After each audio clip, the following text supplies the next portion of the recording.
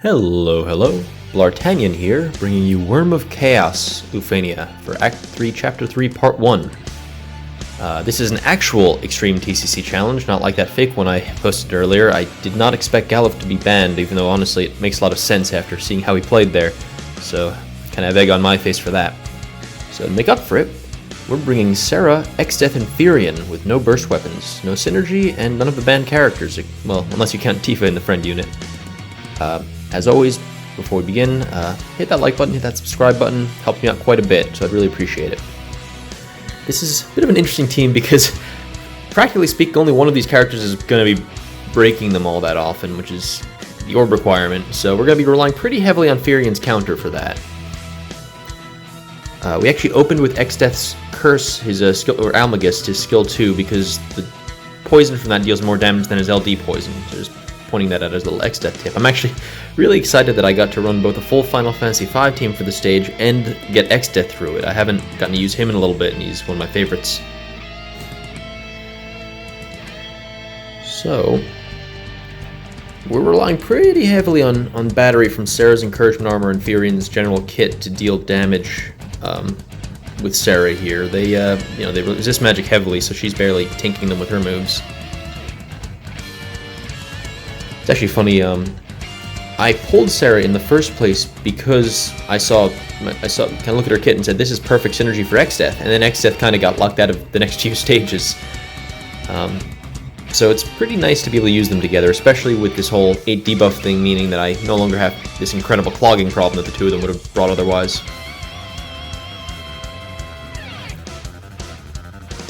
Since Serah deals so little damage at this point, I can get away with using HP attacks here and there to kind of keep her longevity up.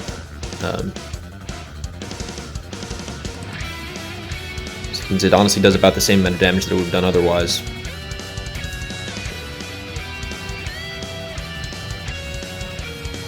So for the first time in a while, Exdeath is actually quite good here because this is a stage that really appreciates attack down, which he brings in abundance, along with the instant break thing he can do for 79%, and eating the mannequin shields. So that's a pretty exciting time to be an Exdeath fan. As you're about to see, just kind of carefully timing it because he is very slow, so making sure he is going to get a turn before Bahamut kills us is important. You'll also notice that with Firion we're using the selfie call with EX plus passive so that everyone started with Aura. This meant that Exdeath was able to charge his EX a little bit quicker. I don't think it actually made a difference, but the important thing is it lets Firion use his EX every other turn, which is incredible for his longevity and his damage. We're going to take a bit of a big hit here, followed by another hit. Not a big one though, because that attack down is stacked between Serah and Exdeath, and even Firion's LD comes with an attack debuff. I guess I could have ran Bahamut if I wanted to get extra Mimi, but I really wanted that paralyze from Ramu. You'll see why.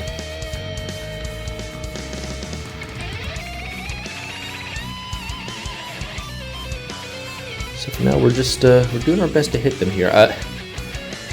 I was really fascinated to see if this team would work because, as you know, the boss in the second phase of the fight is going to be countering all magic attacks with a pretty powerful hit and a dispel.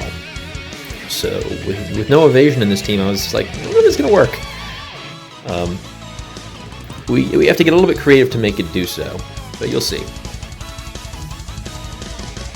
Now we're going ahead and reapplying our debuffs, or LD debuffs, both Exdeath and Firion there, which is about on pace with when we wanted to. We're actually going to be trying to focus the mannequin a little bit, because since Bahamut's going to be cleansing at 50%, we don't really want to push him below there until the second iterations of Exdeath and Firion's LD debuffs have kind of ran their course and done as much damage as they can do. So for efficiency's sake, we're going to be focusing our attention on the mannequin for the most part for this phase of the fight.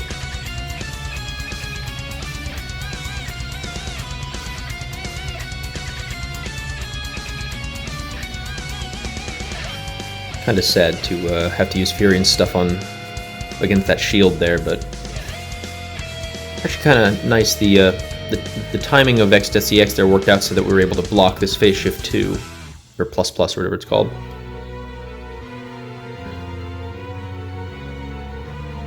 Because that thing can hit pretty hard. Luckily, yeah, the timing just worked out really well there. Gotta manage to get a nice launch off here. The launch icon really gets obscured by the player characters' buffs and stuff. I mean, I've already talked about the UI in this game. It needs work, but 30,000 damage. Good job, Serah. So again, we're trying to keep these two guys on kind of similar HP paces. We kind of want the mannequin to be below 50% around the time we bring Bahamut down to 50%, stuff like that, because the mannequin is just so tanky. And because a decent amount of our damage is coming from AoE and splash damage stuff. Like Firion, you know, the EX is on all the characters. A lot of their stuff is splash, so we'd rather not kill one before the other because a lot of our damage is being kind of split and shared, and we'd lose a lot of value if we killed just one first. Targeting Bahamut there because I assume that the mannequin has defense up. Not that it matters given how little damage Serah deals with her hits. So this is what I was talking about before, where we're focusing the mannequin in order to get an extra turn of drain weapon off on the Bahamut before it cleanses.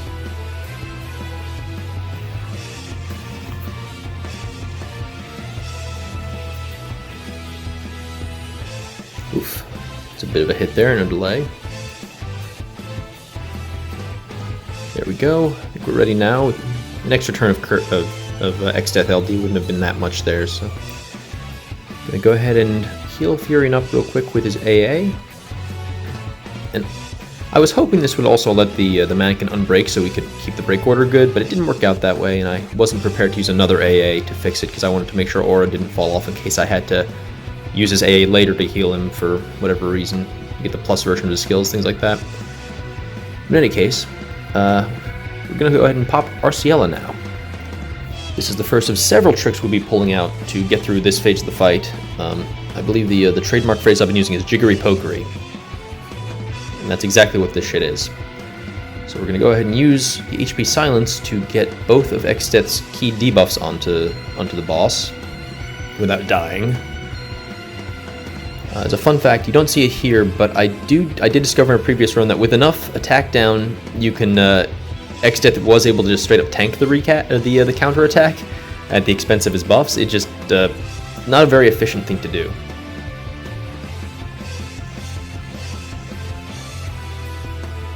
Now it's a good time to go ahead and reapply Vortex of Arms. Still kind of that mannequin has a lot of damage and it's about to hit us pretty hard. But luckily, Almagus gets rid of the shield and brings him down to 0. Puts a bunch of attack down on them, and they still have the HP Silence on them as well. I'm just going to go ahead and hit him there. So, I'm going to go ahead and reapply party buffs with Moonlight. Another one of the many reasons Serah is great is she brings a lot of attack up in her kit. And Exdeath loves that, along with these, the gained overflow and just the battery. Serah and Exdeath is great. I mean, Serah's great with most characters, but Exdeath's a favorite of mine, so I gravitate toward that particular synergy. So we get the big hit there from the mannequin, and that is the recast over. Now here's another little trick I've been pulling out for this. As much as I want to use that EX, instead, I'm going to go ahead and... Come on. There we go. We're going to be spamming our skill 1 on the mannequin in order to abuse the splash damage that it has. This is what I was talking about before in terms of maximizing that bonus damage that we're getting off Slash.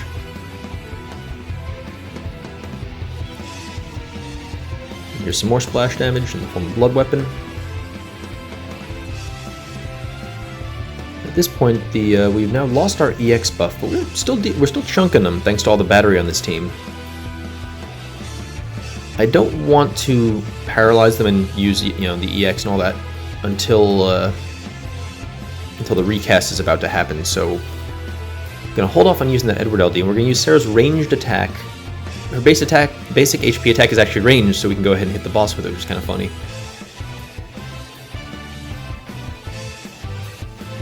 Okay, so Firion's ready to hit with his EX. The damage he's been putting out is fantastic here.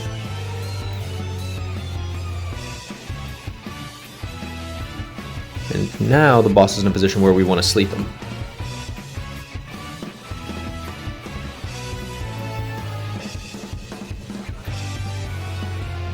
We're going to go ahead and make sure that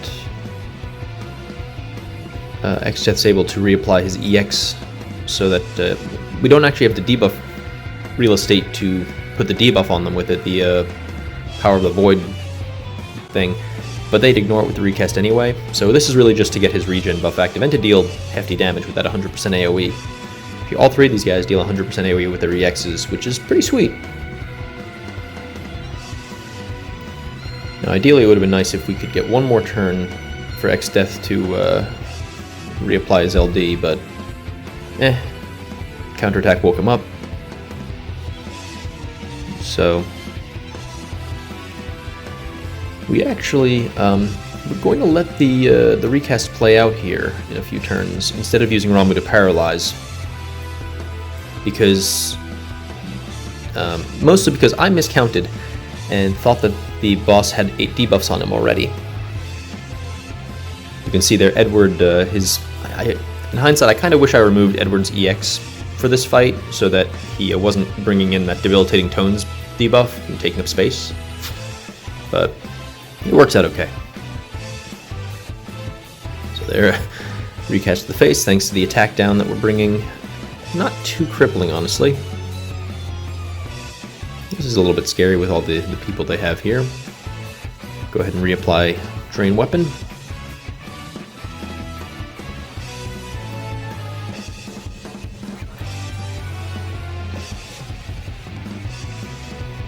There we go, just kind of... Mannequin's getting low, and you can... It's getting to the point where we're going to want to start figuring out a way to close this out, because we're running out of ways to avoid touching the Bahamut directly with our attacks. We're down to our last black hole. So we're going to pull in... is this the part where... Yeah, we're going to pull in Tifa now. I wanted to not use a Tifa friend for this, but this team in particular is kind of goofy and really benefits the fact that she can just kind of delete 2/3 of the boss's health at this stage. You'll see there I used the HP attack on Serah because I didn't want to risk finding out that her brave attack in the air, which is also magic, would proc the counter.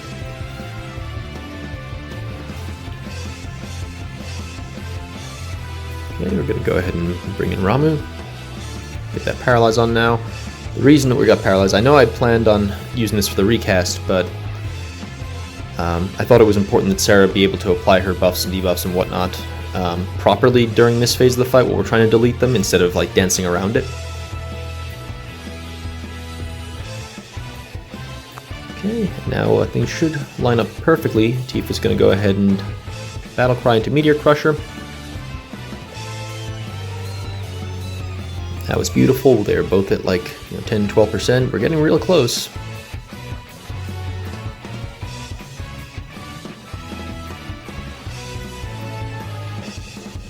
More of that splash damage I'm talking about.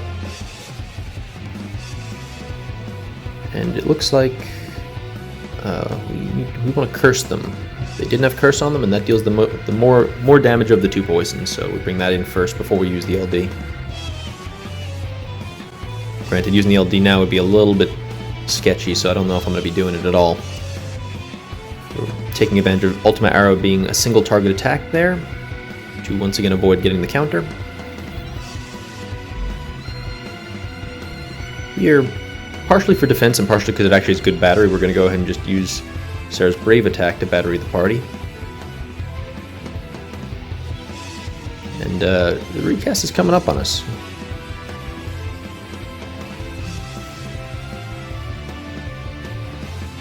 This is getting a little bit sketchy. But we have another trick up our sleeve. We have Arciela LD Call. It's going to prevent battery. And a lot of the danger from both of these guys' AoE attacks actually comes from the battery that they do. So we're going to go ahead and use our last black hole here. Get that splash damage, not get the counter. And we're going to use that last AA I had saved to keep the break order good. And break them both in one turn. I suppose I probably could have used Edward's LD, or Edward's Call here, but... Brady just kind of eat the triple recast to the face there, but thanks to Arciella, it doesn't really affect us.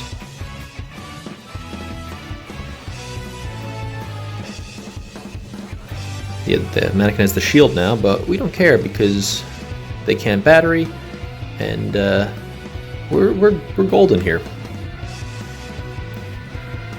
Can't counter if you're dead.